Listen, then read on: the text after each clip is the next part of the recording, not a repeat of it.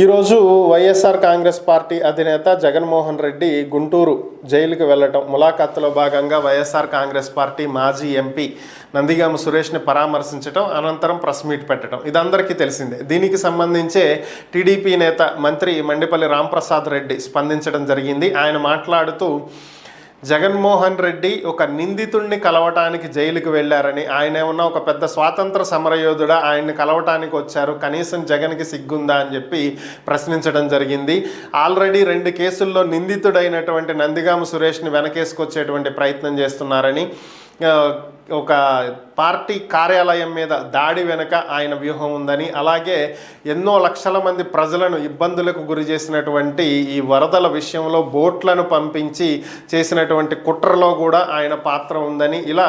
2-3 కేసుల్లో ఉన్న నిందితుడిగా ఉన్నటువంటి ఒక క్రిమినల్ని కలవటానికి జగన్మోహన్ రెడ్డి రావటం, మళ్ళీ ఈ వరదల గురించి, ప్రజలకు జరుగుతున్నటువంటి సహాయ సహకారాల గురించి ప్రభుత్వాన్ని నిందించే విధంగా వ్యాఖ్యలు చేయటం ఏమాత్రం బాలేదని, కనీసం లక్షల కోట్ల రూపాయల ఆస్తులుండి ఒక్క రూపాయి కూడా వరద సహాయం చేయనటువంటి జగన్మోహన్ రెడ్డి, ఎక్కడ వరద బాధితులకి ఒక్క రూపాయి విరాళం ప్రకటించినటువంటి జగన్మోహన్ రెడ్డి ఈరోజు ప్రభుత్వాన్ని విమర్శిస్తుంటే చాలా హాస్యాస్పదంగా ఉంది అని చెప్పి ఆయన వ్యాఖ్యానించడం జరిగింది.